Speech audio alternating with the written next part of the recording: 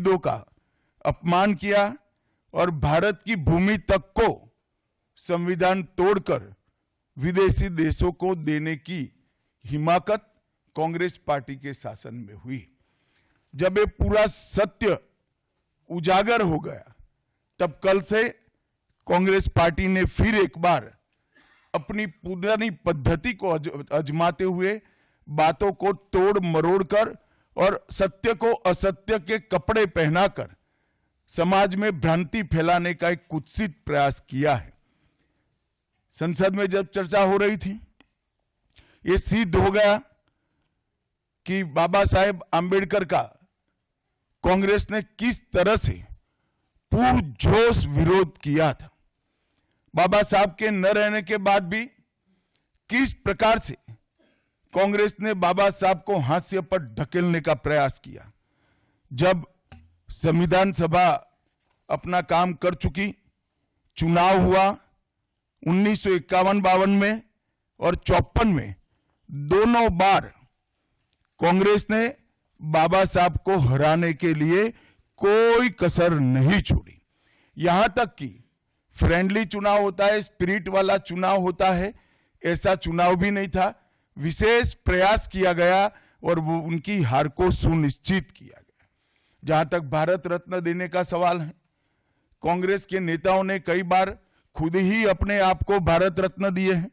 55 में नेहरू जी ने खुद को भारत रत्न दे दिया, 71 में इंदिरा जी ने खुद को भारत रत्न दे दिया और 1990 में बाबा साहब को भारत रत्न तब मिला जब कांग्रेस पार्टी सत्ता में नहीं रही और भारतीय जनता पार्टी के समर्थन वाली सरकार थी।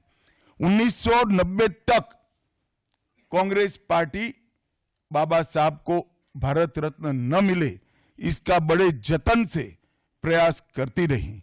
यहां तक कि बाबा साहब की जयंती को भी, 100वीं जयंती को भी मनाने का मना ही कर दिया गया। नेहरू जी की आंबेडकर जी के प्रति नफरत जग जाहिर है।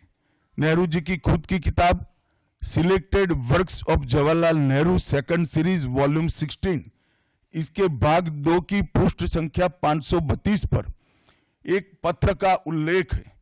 जब बीसी राव ने नेहरू जी को पत्र लिखकर कहा कि आंबेडकर जी मंत्रिमंडल से इस्तीफा देकर जाने का मन बना रहे हैं, तब नेहरू जी का ये जवाब था, आंबेडकर के जाने से मंत्रिमंडल में कोई फर्क नहीं पड़ने वाला है।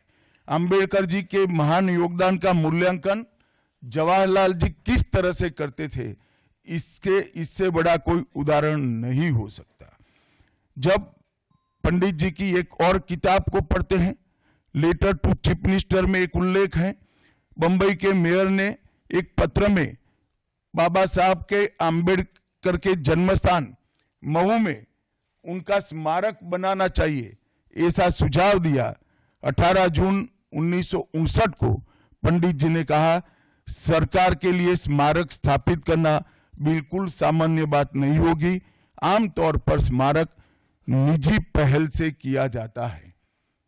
अपने परिवार के चाहे कोई भी सदस्य हो, नेहरू जी हो, इंदिरा जी हो, संजय गांधी हो, राजीव गांधी हो, कई सारे लोगों के लाखों स्मारक देश के अंदर बनाने वाले परिवार के मुखिया कहते हैं कि आमतौर पर निजी पहल पर स्मारक बनाया जाता है, क्योंकि ये स्मारक बी आर आंबेडकर जी का था।